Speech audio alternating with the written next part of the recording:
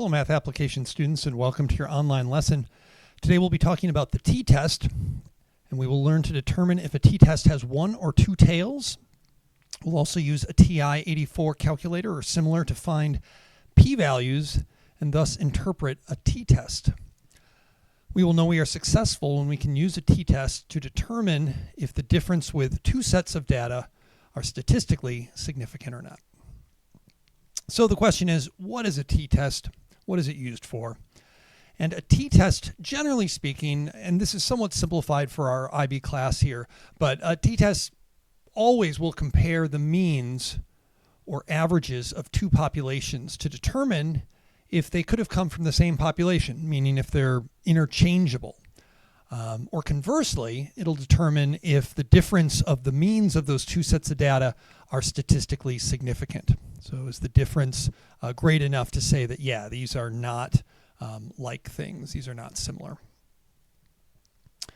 So what are some key characteristics of a t-test? And so data in a t-test will always be quantitative. So that's unlike the categorical data that we'd see in a chi-squared test for independence. So chi-squared, we're comparing things like maybe race and performance, whereas this is going to be quantitative data, all number data like scores or heights or things that are measured and things like that. The data will be normally distributed, and so we've looked at normal distribution in this course earlier, dealing with normal distributions and probabilities. And the only thing we really need to know about that is just that, you know, if it says it's normally distributed, that it could also be part of a t-test problem rather than just a normal distribution problem dealing with probabilities. And then the test can be performed if raw data is given or if a statistical summary is given. So again, to restate that, they could give you just a list of data, like we might see like on a correlation problem where you've got a list of one set of data and then the other set of data, or they might just summarize the data. And if they give you that summary, they have to give you three things. They have to give you the mean, the standard deviation, and then also the number or frequency of data values that were sampled, which we call N. So how many samples or how many values did we have for each set of data? So a t-test, again, compares the two populations, and the comparison can either be one-tailed or two-tailed. And what we mean by this, here's an example. So again, we know this is a normal distribution. It has a bell-shaped curve. That's an attribute of a normal distribution. And basically what you can see in this grayed out region, this dark region, is where we're going to reject our null hypothesis. And so on a one-tailed region, it would either just be in the top, like if it's too big, or we could also have it be over here on the left if it's too little. Whereas a two-tailed test, it needs to kind of match up in the middle. If it's too big or too little, then we would reject our null hypothesis. And so again, a two-tailed test needs to sort of match in the middle. If it's a one-tailed test, it could either be greater than or it could be less than. Let's look at another little example here.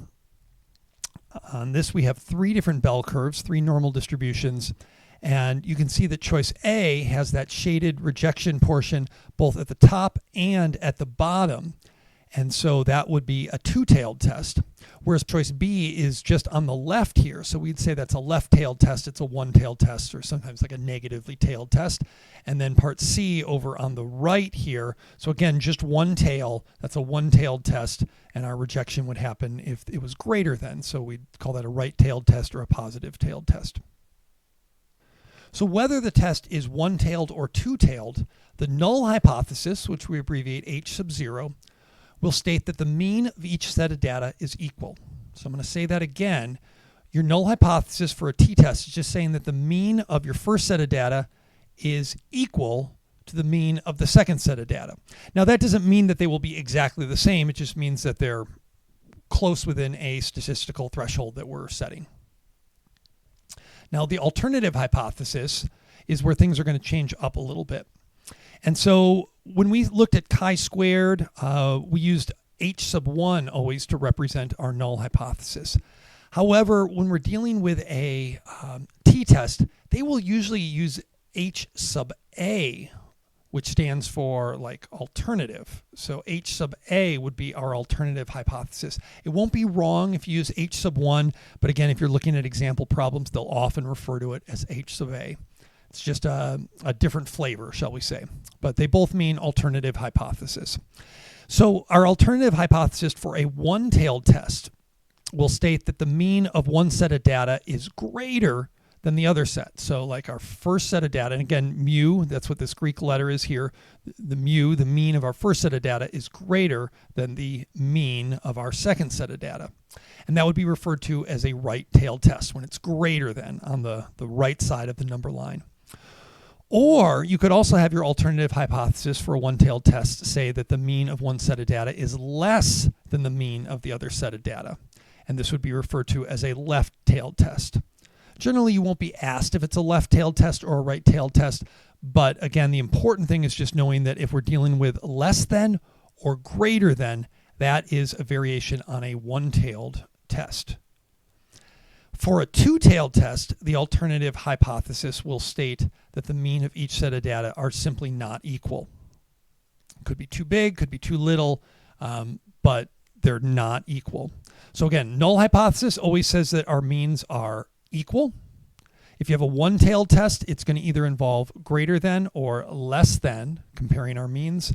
And then for a two-tailed test, our alternative hypothesis simply says that they are not equal. Our means are not equal.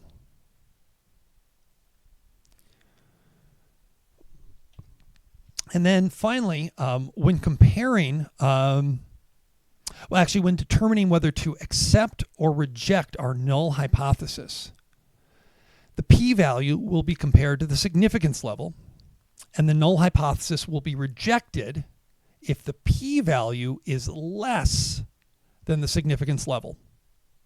All right, that's just like the chi-squared test. Again, if your p-value is too low, lower than the significance level, and that'll always be your percent, 5% often, sometimes 10%, 1%. But if your p-value is less than that, then we reject our null hypothesis. Let's take a look at an example. So in this situation, an investigator predicts that dog owners in the country spend more time walking their dogs than do dog owners in the city. The investigator gets a sample of 21 country owners and 23 city owners. Now you'll notice right away the number of samples from the country is not equal to the number of samples from the city, and that's perfectly fine with a t-test. They don't need to be exactly the same, like they would if we were doing, say, correlation, where there's always going to be an X and a Y pair that's happening. Reading on, the mean number of hours in the country owners spent walking their dogs per week was 15, with a standard deviation of 4, and the mean number of hours per week that city owners spent walking their dogs was 10, with a standard deviation of 3. So that was city. Maybe I'll use the red underline here for the number of city walkers. We're going to use a t-test to test this prediction at a 5% level of significance. So let's go back and look at this here for a moment. Obviously, we don't have a list of data. We don't have the raw data. We don't know how long each of those 21 country owners spent walking their dogs or the 23 city owners. We have a summary. And again, if we are going to use a summary of data, we need to have 3 pieces of data for each and every one of our 2 samples or our 2 sets of data. And so for the country, we had the number, that would be our n right here, which is 21. And then we had our mu, or our mean, which was 15. And then we had our standard deviation, which was 4.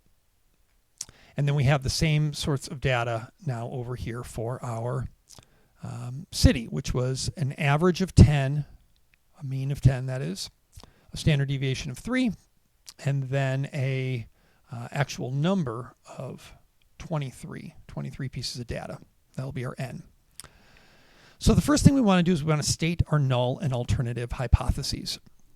So remember, the null hypothesis is going to say the mean of one set of data equals the mean of the other set of data. So the mean for the country walkers is going to be the same as the mean for the city walkers, and that would be our null hypothesis.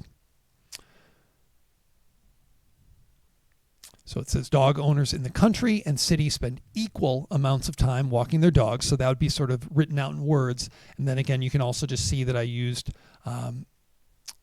this notation here where, again, mu Sort of looks like a U here, but that's the Greek letter mu, which stands for mean. The mean of the country data is equal to the mean of the city data. Then for our alternative hypothesis, and you'll notice here we are using H sub A for our alternative hypothesis. This will say that basically going back to the original prediction, which was predicting that dog owners in the country spend more time walking their dogs than do dog owners in the city. And because of the word more, which is a synonym for greater, we know that this is a one-tailed test. And specifically, it's a right-tailed test, a positive-tailed test, because we are predicting that one of these is going to be greater than the other. Specifically, the country is going to be greater than the mean of the city walkers. And written out in words, this would say dog owners in the country spend more time walking their dogs than dog owners in the city. All right, so those are our null and alternative hypotheses, written both in words and in symbols. Part B says find the p-value for this test. So we're going to be using our TI-84 calculator to get our p-values. So let me pull that up here.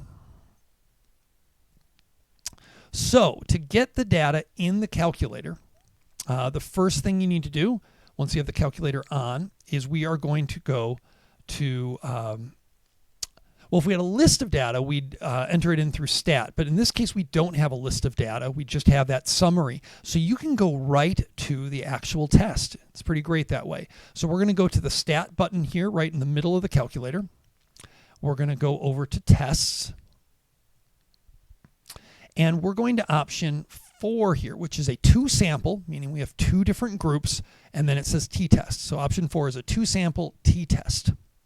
And that's what we're going to be using throughout this course for the t-test.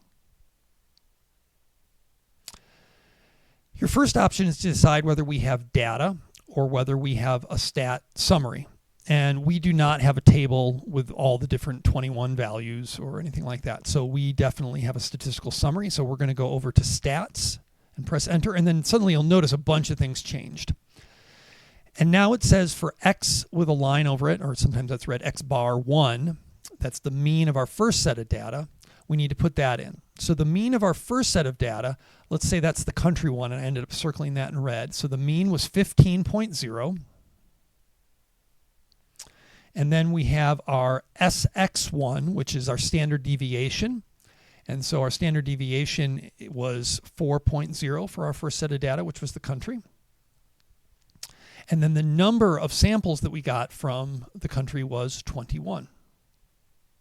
Now we're going to do the same thing for our city walkers. And so the average for the city was 10 hours per week. The standard deviation was 3. And the number of sampled data that they had was 23. My calculator's covering it right now, but it was 23 from that. Now you'll notice there's an arrow right here. We can scroll down. There's more to do. And so what we're saying now is that first set of data, which was the country we put in, we want to know, is it not equal to the mean of our second set of data? Is it less than the mean of our second set of data, or is it greater than? And this is essentially your null hypothesis, or your alternative hypothesis. Which one of these did we have for our alternative hypothesis? Well, if you look back at what I circled over here, we said that our country walkers were going to be greater than our city walkers, and our country was mu sub 1, or our first set of data. And so back on the calculator, we want to be greater than. So again, that right-tailed test. So we select that, so that's highlighted. And then we're going down even further. The next thing says whether it's pooled data, yes or no. And for IB math applications, we will always treat it as pooled data. So you can go ahead and select yes for that. And I'm going to say that one more time. We're not going to get into the differences between pooled data and non-pooled data, but for IB math applications tests, we're going to always treat it as pooled data. So you can just go ahead and always put that as yes. And it should remember it from, the next problem that you do. That should default back to yes unless you reset your calculator. And then finally, we go to calculate. And it gives us a bunch of things, including our degree of freedom, the mean of the first set of data, the mean of the second set of data, and we can scroll down and there's other data there like the standard deviation and stuff.